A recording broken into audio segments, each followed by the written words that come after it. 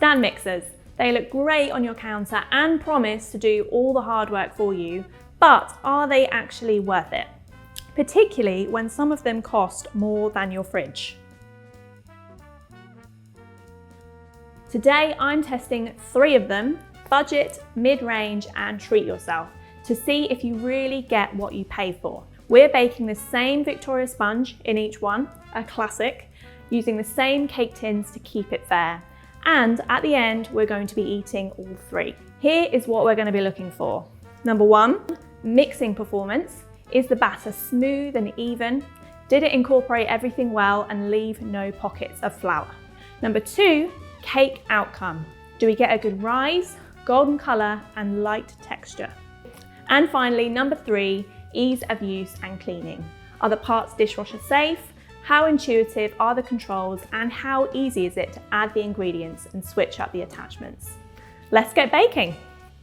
First up, the Salter stand mixer, which is the cheapest of the 3 we're going to be looking at today.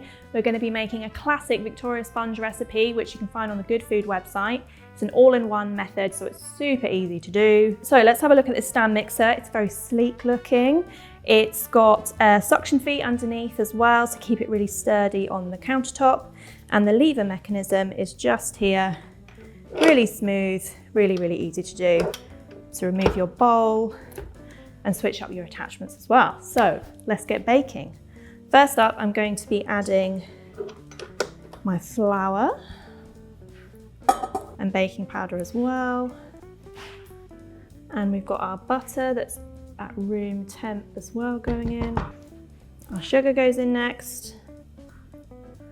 A mixture of eggs, milk and vanilla, which we've pre-mixed just for ease. And that's it. Everything goes in. We turn our lever and that locks into place. That feels really nice and sturdy. And then, quite helpfully, there's quite a nice gradual start on this dial, so you don't have to worry about your ingredients flying everywhere as soon as you turn the mixer on. So I'm just going to turn it into a low,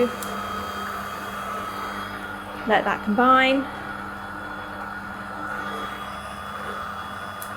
and then just quickly give it a little scrape down with a spatula just to make sure everything incorporates really nicely. Off it goes.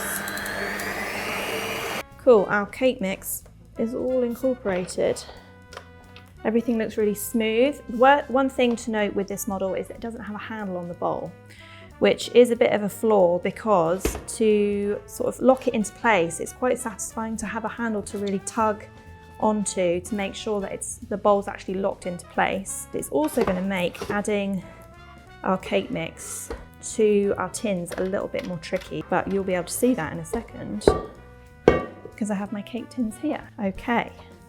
The other thing to note with this mixer is you do get 2 attachments with it. The whisk is a little more flimsy than we'd like, but because you're probably only going to be whisking light ingredients, that's not too much of a problem. It's also got a dough hook with it as well, but you can't buy any other attachments.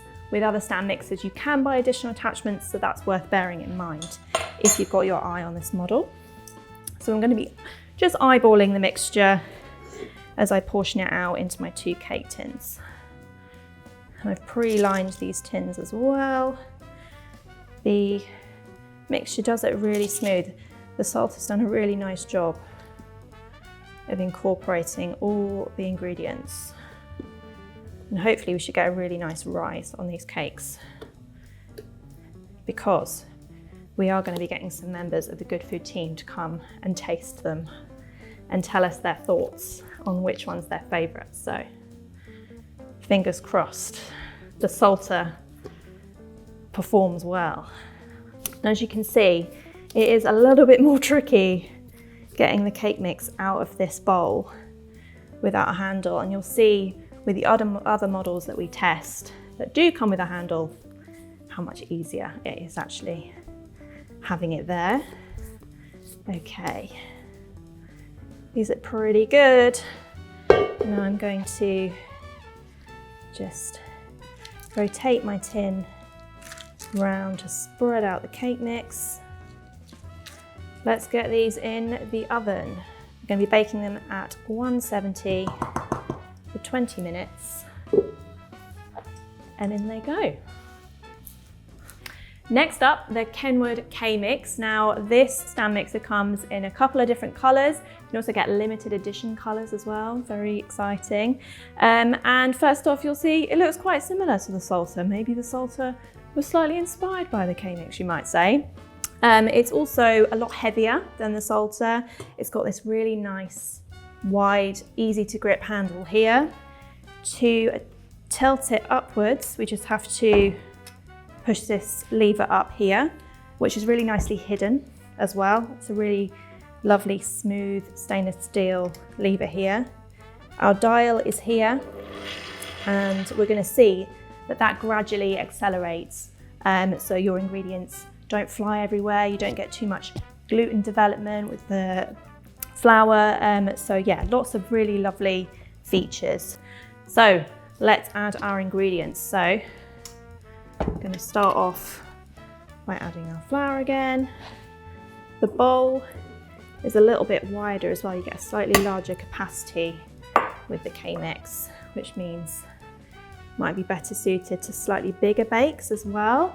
And I've already added our attachment here, but as you can see, it's slightly more difficult to see where it's going to slot in, but it's got a sort of push and twist mechanism, which has a bit of a knack to it, but through regular use, you'll get used to that.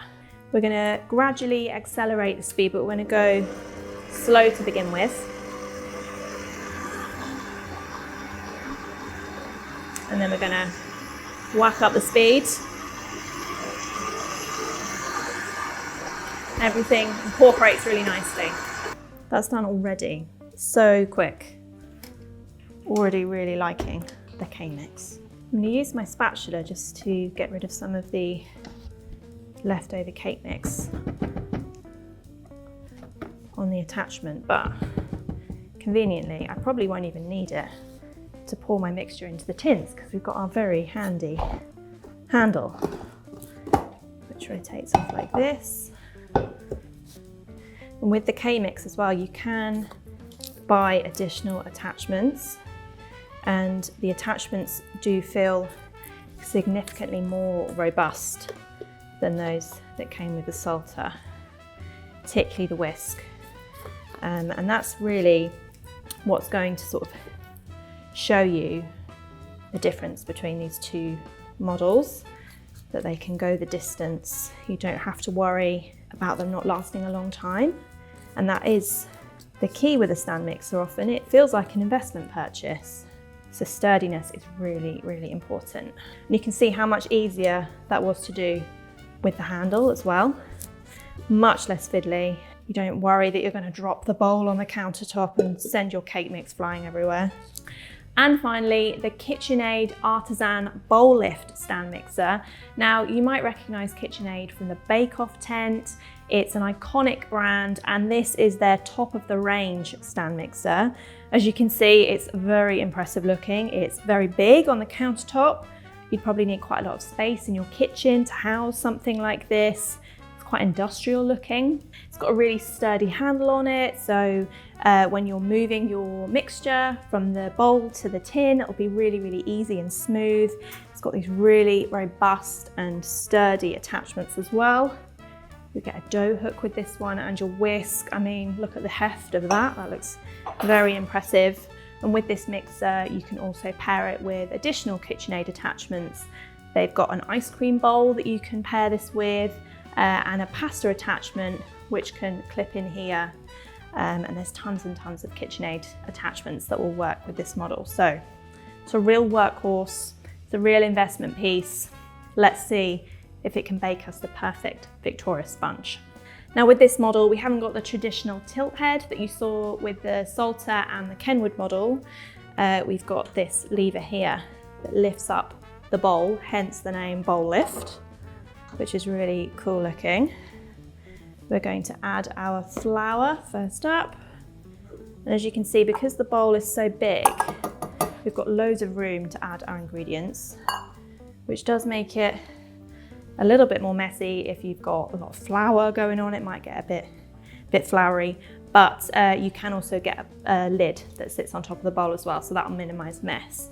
And you'll see when I switch this on, that it's got a really gradual acceleration, so you don't, because the bowl is so big, you don't want to have to worry about flour going everywhere, but the real gradual speed gives you a really nice amount of control as well. So we're going to lift up the bowl, lock that into place. And unlike the Salter model and the Kenwood model that had a dial, we control the power by moving this lever here. Ooh, it's not even switched on. Oh no, it is. And we're going to start slightly slower. And then we're going to whack the speed up.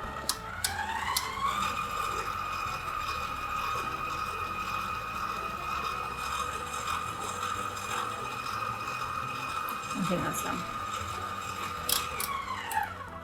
Okay, I'm going to move the bowl down. You feel like a real professional baker when you're using this. And then to take the bowl off, you have to be a little bit forceful with it, but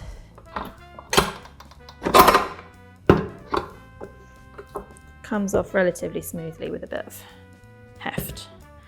And because we've got our really nice wide handle here, it's got sort of grippy edges here where your fingers can go. It feels really sturdy, and that's going to make it much, much easier to transfer our mixture into our tins. Okay, let's get these into the oven. Now our cakes are baked and ready to go. Let's decorate. So we have got some buttercream first up that we whip together in the stand mixer. Really, really quick to do. Just some icing sugar and some butter. I'm gonna use a palette knife. Spread this around. Our jam. Got a strawberry jam here. Let us know in the comments, are you a strawberry jam person or a raspberry jam person? Personally, I'm a raspberry jam person, but I do still love a strawberry, so I won't have any qualms about tucking into a slice of this cake. And there we go, our jam is on. Get the top of our cake sandwiched on the top. And the final touch, bit of icing sugar. Just look at that. I think the team is going to be pretty happy with all of these cakes. And there it is. Let's get our taste testers in. Okay, right, our first slices. Here you go, to you two. No need for this. No, straight in with the hands. I really respect that. Not even moist. Wonderful. It's got a nice squidge about it, hasn't it? Look at that. Lovely, yeah. Hello! Really, really nice open texture. Here we come with our next slices. Much more even shape. It doesn't look as open as the first one. I presume it's the same recipe because it tastes exactly the same. Yeah, same recipe, yeah. All in one It's method. really, really. I think this is wetter, a bit denser, a bit claggier than the first. Definitely claggier. Yeah. I'll let you two reach for your third slice. Keith, here you go. Okay. Third and final Feels slice. more substantial. It's airier than number two, and about a similar kind of thing to more, I think. Yeah. Oh, that is really light. I feel like Mary Poppins. That's the fluffiest of the three, definitely. Yeah. I think the texture's really, really good. I think Wow. you can eat the whole cake and only think you've had one slice of the other cake. Oh, well, that's the dream. Let's hear your final thoughts. Tell me which one is your favourite. Number one, number two, or number three? 3 points. Do I go first? Yes. For me, it's number three. It is as light as a feather. Wonderful. Sophia? Definitely number yeah. 3. 100%. It's light, it's fluffy. Oh, so good. Yeah, number three is Amazing. the best texture by far. I think it's just a winner. Amazing. It's a lovely crumb, isn't it? Number three, that is our Kenwood K-Mix stand mixer, which is our mid-range stand mixer. So it's The Sweet Spot, it's got lots of premium features, but it's not as expensive as our treat yourself, blow the budget stand mixer, which was the KitchenAid. So to wrap up, the Salter works as a really good step up from a hand mixer. It's ideal for basic bakes. There are elements of it that feel a bit flimsier, but for under £100, I'd say it offers really decent value. The Kenwood K-Mix hits that sweet spot. It's sturdy and stylish and performs well on all fronts. So if you bake regularly, but don't want to go all in on a KitchenAid, this one is a strong contender. And now for the KitchenAid, this one's an absolute dream to use. It's definitely the quietest and it feels premium in every way. But for the price, you've got to really love baking or really love the look of it. Whichever one you go for, the end result still comes down to the recipe and the baker. Let me know in the comments which one you swear by, or if you're team wooden spoon all the way.